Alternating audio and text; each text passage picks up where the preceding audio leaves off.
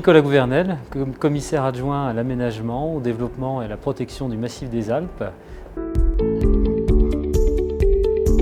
Première expérience en refuge, je pense que je devais avoir 6 ou 7 ans.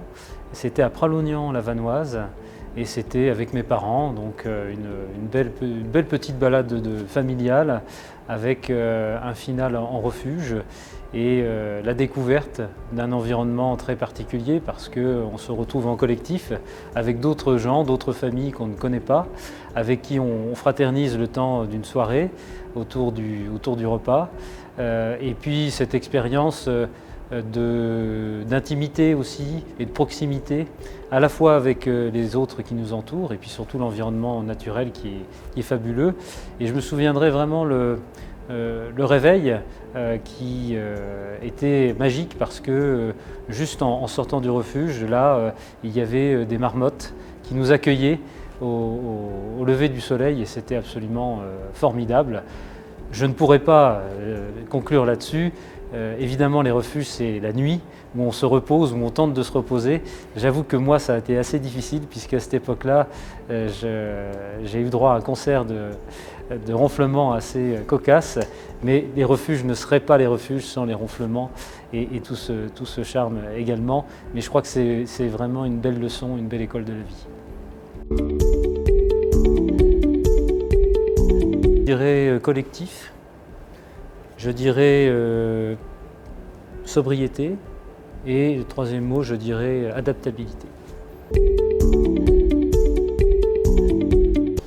Pour moi, ces rencontres, elles sont fondamentales parce qu'on est aussi dans le cadre d'un projet de coopération transfrontalière franco-italienne et quelque part, c'est un peu un aggiornamento qu'on peut attendre des refuges aujourd'hui. Ça faisait presque 10 ans qu'on n'y avait pas eu d'événement national sur les refuges. Le dernier, c'était en 2016 dans les Pyrénées. Aujourd'hui, on a vraiment des grands chantiers qui s'ouvrent devant nous et on a besoin de tous se retrouver, toutes les communautés d'acteurs, les institutionnels, les socioprofessionnels, les associatifs, pour affronter ces défis.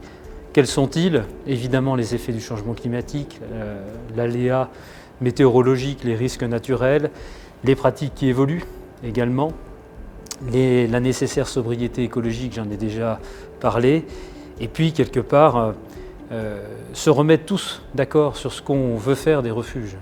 Ce côté effectivement collectif, ce côté d'humilité, ce côté aussi de mission d'intérêt général et de service public.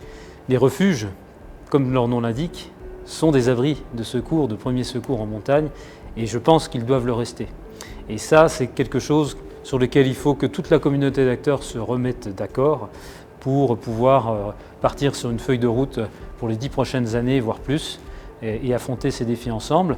On aura un rôle à jouer, nous, au commissariat de massif, puisqu'on anime le comité de massif qui vient d'être lancé, et on pourra porter devant le comité de massif un petit peu les conclusions, le livre blanc dont il a été question tout à l'heure, de ces rencontres pour qu'elles puissent infuser dans les différentes instances de massif au niveau des Alpes bien entendu, mais remonter également au niveau du Conseil national de la montagne et du gouvernement pour ce qui s'agira d'éventuelles opportunes adaptations législatives et ou réglementaires, et puis d'avoir des moyens, de dégager des moyens d'action sur à la fois le bâtimentaire, le fonctionnement, les formations de gardiens et puis la recherche. On aura fondamentalement besoin d'être accompagné par la recherche pour éclairer les choix futurs sur les refuges. C'est très difficile de répondre à cette question. Déjà, moi, je considère que les refuges seront toujours là dans le futur. Et ce n'est pas parce que j'y suis attaché, mais parce que je pense qu'on aura toujours ce besoin-là. On en aura peut-être un peu moins dans certains endroits, que ce soit par exemple en haute altitude ou dans les zones les plus à risque, effectivement. Même si c'est dans ces zones-là où on aura quand même besoin d'avoir des abris de première urgence pour les pratiquants de la montagne. On en aura peut-être plus en moyenne montagne et quelque part ça correspond aussi à une aspiration renouvelée des citoyens en général de se reconnecter à la nature et de davantage pratiquer la montagne. Ces refuges, je pense, ils vont jouer un rôle encore plus important d'éducation à l'environnement et à la montagne, peut-être aussi à l'esprit collectif, à la solidarité. Ils auront un rôle social beaucoup plus important peut-être que dans le passé.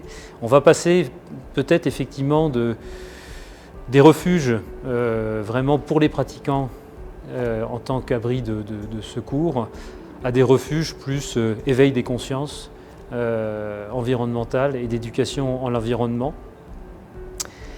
C'est un grand défi qui se présente à nous tous de le réussir, de garder cette essence, de ne pas les transformer en hôtels d'altitude, mais je pense qu'on y arrivera parce que, à la fois du côté des gardiens, du côté des pratiquants, des guides et également des institutionnels, on est tous attachés à cet état d'esprit des refuges.